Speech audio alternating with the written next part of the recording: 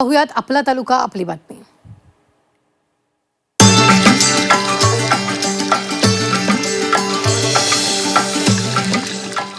Headlines प्रस्तुत करता Yashoda IVF fertility and IVF centre, नवीन जीवनाची सुरुवात.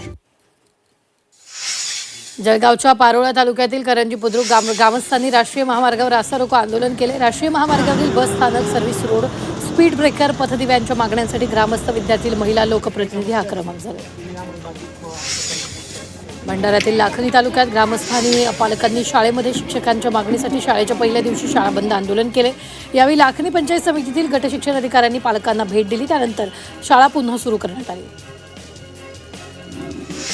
सांगलीच्या आटपाडी तालुक्यात विद्युत टॉवर विरोधात शेतकऱ्यांनी शोले स्टाईल आंदोलन केले. टॉवर उभारणीच्या कामामुळे गावातील शेतीचं मोठं नुकसान होत असल्यामुळे संतप्त शेतकऱ्यांनी टॉवरवर चढत आत्मदहन करण्याचा इशारा दिला.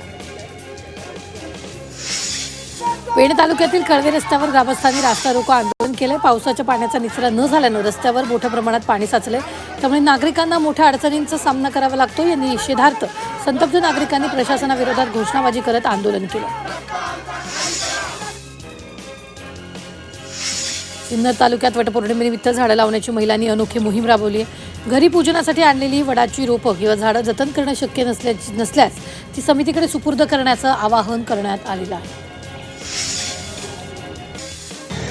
पुणे जिल्ह्याच्या अनेक भागात पावसानं दडी मारली आहे. शिरूर, आंबेगाव, खेड, जुन्नर तालुक्यातील अनेक गावांमध्ये पाऊस नसल्यानं शेतकऱ्यांच्या खरीप हंगामाच्या पेरण्या रखडल्यात. त्यामुळे बळीराजाच्या नजरा सध्या आभाळाकडे लागलेल्या आहेत. पालघरच्या बोईसर तारापूर MIDCतील कारखान्यात मोठा स्फोट झालाय. बोईसर तारापूर MIDCतील कारखान्यात हा स्फोट झालाय. या स्फोटामुळे 1.5 ते 2 किलोमीटरपर्यंतचा परिसर हादरून गेला.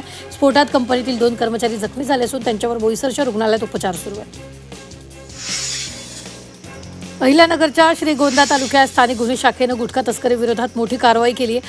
कारमधून प्रतिबंधित गुटख्याची वाहतूक करणाऱ्या 3 अटक करण्यात आली.